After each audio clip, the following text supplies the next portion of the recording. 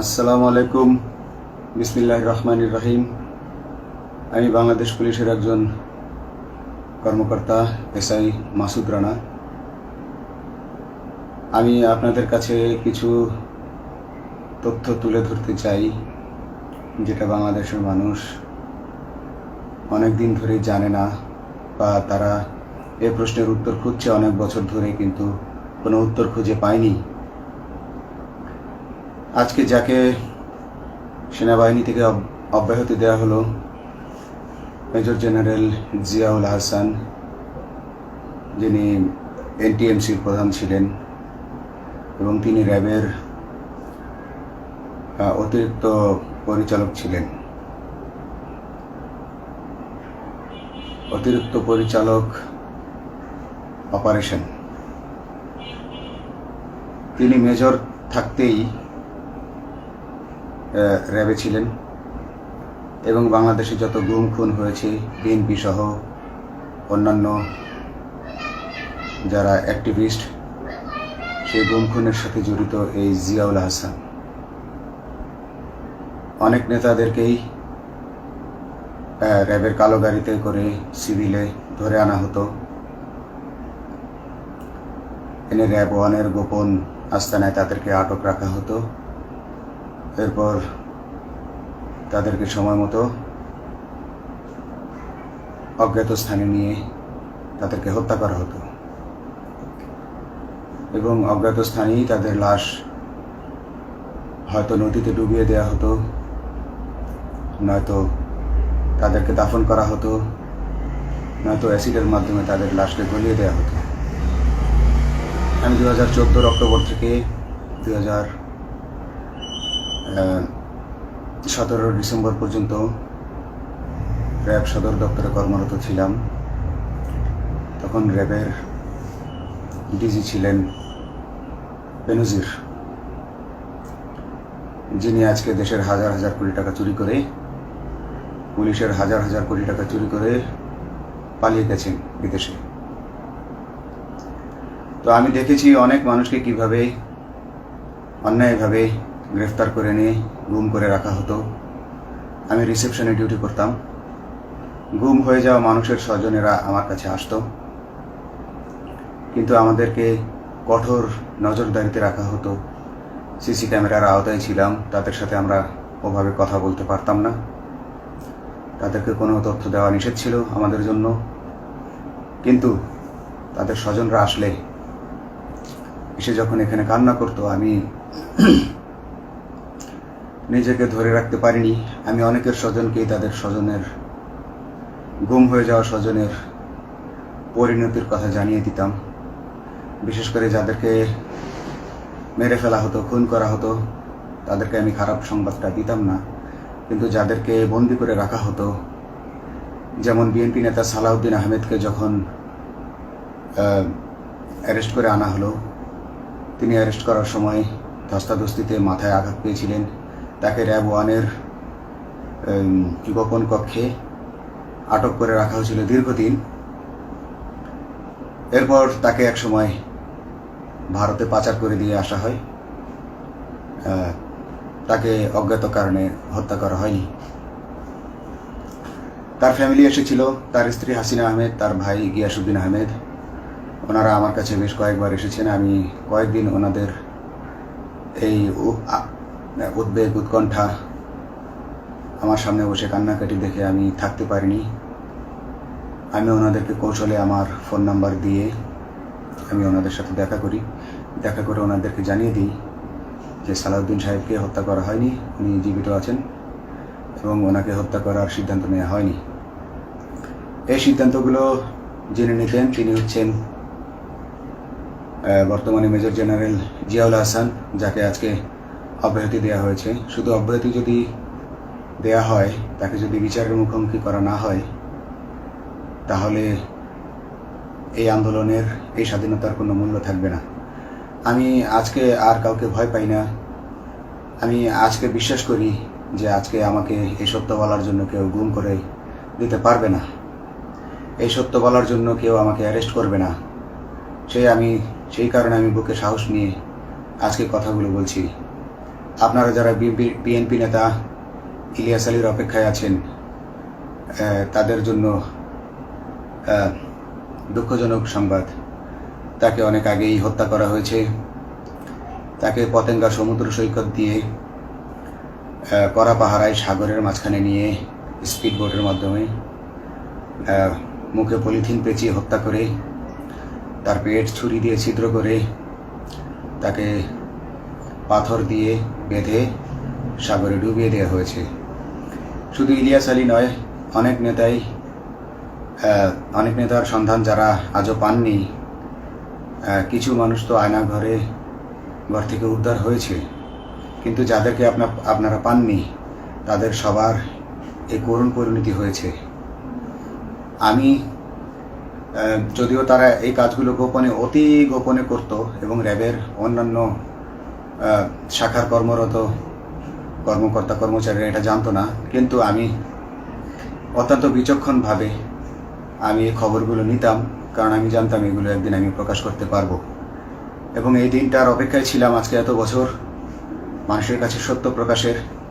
বাংলাদেশের মানুষ জানুক যে কারা খুনি, কারা এত মানুষকে গুম খুন করেছে, এই দেশ থেকে এই দেশে ত্রাসের রাজত্ব কায়েম করেছে।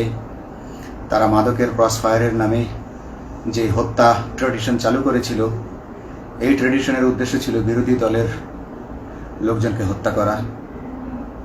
কারণ পুলিশ এবং সেনাবাহিনীর অনেকেই মানুষ হত্যা করতে ভয় পেত, তারা এটাতে অভ্যস্ত ছিল না। অনেকেই অনেক সাহসী, কিন্তু একটা মানুষকে হত্যা করার পর তারা আর ঘুমাতে পারতো না, তাই তারা এসব কাজ করতো না। কিন্তু খুনে হাসিনা কিছু মানুষকে এভাবে হত্যা করতে করতে পুরস্কৃত করার মাধ্যমে হত্যা করতে অভ্যস্ত করে ফেলে। তারাই এই গ্রেফতারকৃত এই গুমকৃত মানুষদেরকে গুলি করে হত্যা করত। এবং তারা এতটাই নিষ্ঠুর যে তারা এক একজন কয়েক শত করে হত্যা করেছে। এবং এই মানুষগুলোর সংখ্যা বেশি নয়, কারণ সবাই লাশ দেখতে পারে না। একটা মানুষকে খুন করার পর লাশের যে ছটফটানি এবং মাথায় গুলি করার পর মাথার যে বিকৃত অবস্থা, এই জিনিসগুলো আমাদের অনেকেই আমরা সহ্য করতে পারি না। তাই আমাদের মধ্য থেকে কিছু হায়নাকে বেছে নিয়ে তারা একটা টিম গঠন করে, তাদেরকে র্যাব সদর দপ্তরে বেনজির আহমেদ প্রতি মাসে পুরস্কার দিতে ডাকতেন। এবং প্রত্যেকটা র্যাবের বিভিন্ন শাখায় এরকম দু একজন রাক্ষস ছিল যারা মানুষকে শ্যুট করত, গুলি করত, হত্যা করত এবং গুম করত। তারা এখনো আছে। তাদেরকে আমি নতুন সরকারের কাছে দাবি জানাবো, তাদেরকে বের করতে হবে, তাদেরকে বিচারের আওতায় আনতে হবে।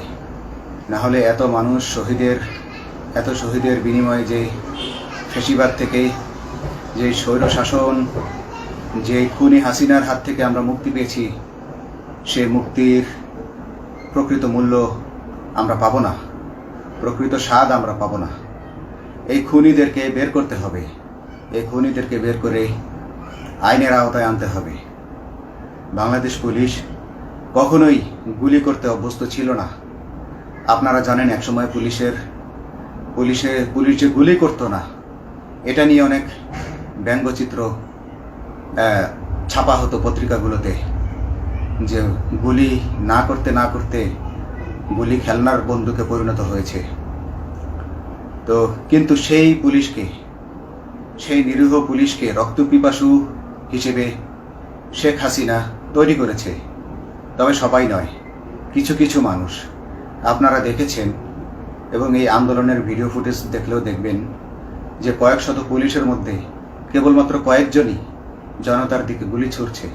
তো আপনারা ঢালাওভাবে পুলিশকে আপনাদের আক্রমণের নিশানা বানাবেন না। নতুন সরকার অবশ্যই এর বিচার করবে। আমি আশাবাদী নতুন সরকারের কাছে। তারা যদি আমার কাছে কোনো তথ্য চায়, আমি তথ্য দেব ইনশাল্লাহ। এবং এই খুনিদেরকে, এই রাক্ষসদেরকে বের করতে হবে।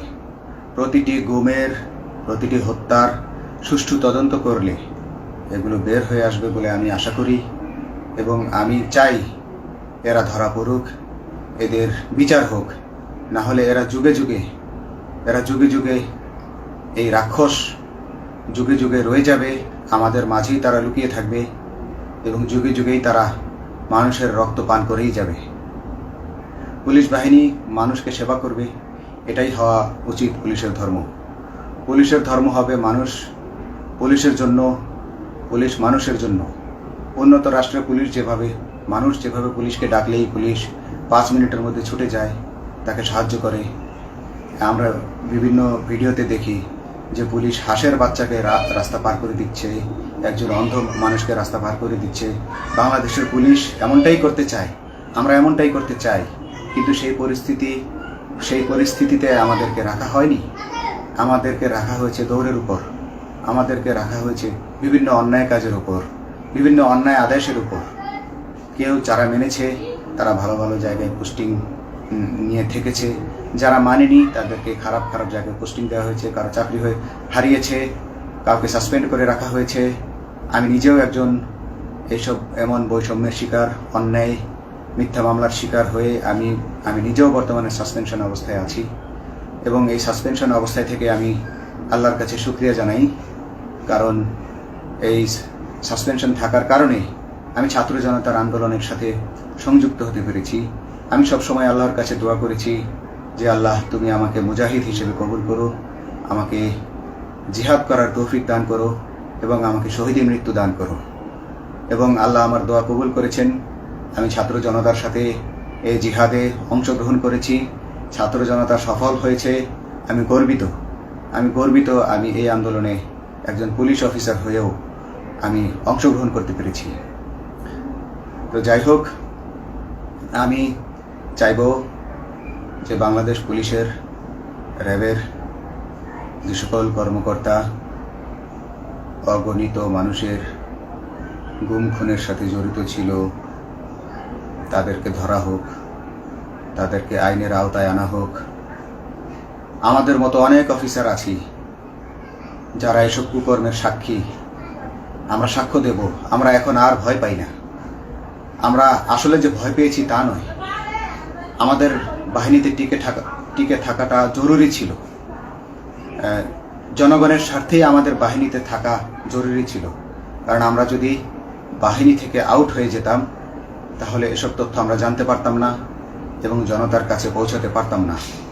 জনতার কথা বলতে হলে, জনতার সাথে থাকতে হলে আমি পজিশনেও থাকতে হবে। এই জন্য অনেক কিছুই প্রকাশ করিনি, কারণ আপনারা ভালো মতোই জানেন যে অনেক সেনাবাহিনীর মেজরকেও গুম করে দেওয়া হয়েছে যারা মুখ খুলেছে। আমি তো একজন সামান্য সাব ইন্সপেক্টর, আমাকে গুম করে দেওয়া তাদের 1 সেকেন্ডের ব্যাপার ছিল।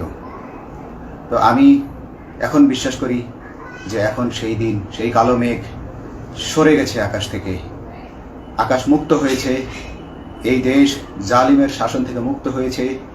আল্লাহ তাআলা আমাদের উপর রহমত বর্ষণ করেছে।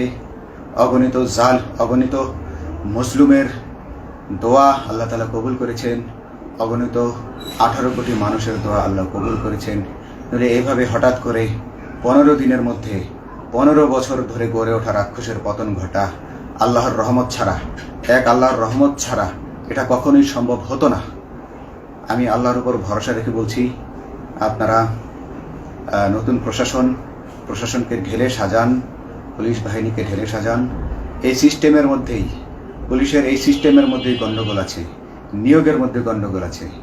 আপনারা এই সিস্টেমগুলো পরিবর্তন করুন, আপনারা এই সিস্টেম পরিবর্তনে সাহায্য করুন এবং পুলিশ ডিপার্টমেন্টে যত ডিপার্টমেন্টাল পরীক্ষা আছে এগুলো তুলে দেন। এই ডিপার্টমেন্টাল পরীক্ষাগুলোর মাধ্যমে আমাদের ঊর্ধ্বতনরা আমাদের গলা সবসময় চিপে ধরে রাখে, ঠিক আছে? সেজন্য আমরা তাদের কাছে সবসময় আটকা থাকি। এই জন্য আমরা অনেক কিছু বলতে পারি না, অন্যায়ের প্রতিবাদ করতে পারি না। তো এই সিস্টেম পরিবর্তন জরুরি। ডিপার্টমেন্টে কোনো পরীক্ষা থাকা যাবে না। কনস্টেবল হতে যারা একটা নির্দিষ্ট সময় পর তার বিভিন্ন কোর্স করানোর মাধ্যমে তার প্রমোশন হতে হবে। সাব ইন্সপেক্টরে ভর্তি হয়ে 5 বছর পর ইন্সপেক্টর হিসেবে পদোন্নতি পাবে, তার 5 বছর পর সহকারী পুলিশ সুপার হিসেবে পদোন্নতি পাবে। এভাবে আইন পরিবর্তন করতে হবে। তাদেরকে দক্ষ করে গড়ে তোলার জন্য বিশেষ কোর্সের আয়োজন করতে হবে এবং সৎভাবে বাঁচার জন্য সঠিক বেতন কাঠামো এবং ভালো কাজের জন্য পুরস্কার এর ব্যবস্থা করতে হবে।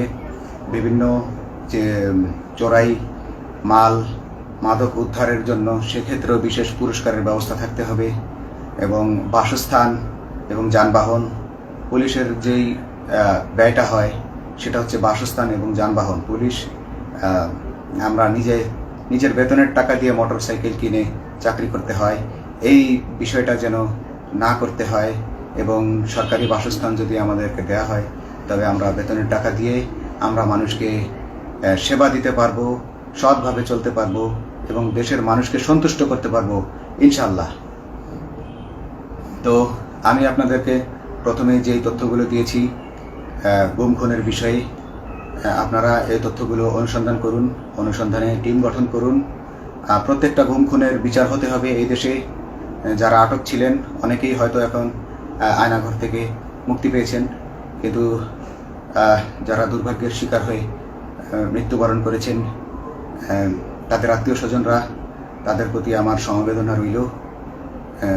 তারা জোর দাবি তুলুন, তারা সবাই সরকারের কাছে আপনাদের পরিবার পরিজনের নিখোঁজ হওয়ার বিষয়টি তুলে ধরুন, আপনারা জোর দাবি জানান এবং গুম খুন তদন্তে একটি তদন্ত কমিটি গঠন করা হোক, যেখানে কোনো পুলিশ বা সেনাবাহিনীর সদস্য থাকবে না। এটা হতে পারে বিচার বিভাগীয় তদন্ত বা অন্য কারো মাধ্যমে, কিন্তু এই হায়নাদের এই খুনিদেরকে বের করুন, বের করে এদেরকে শাস্তির আওতায় আনুন, তবেই এই তারা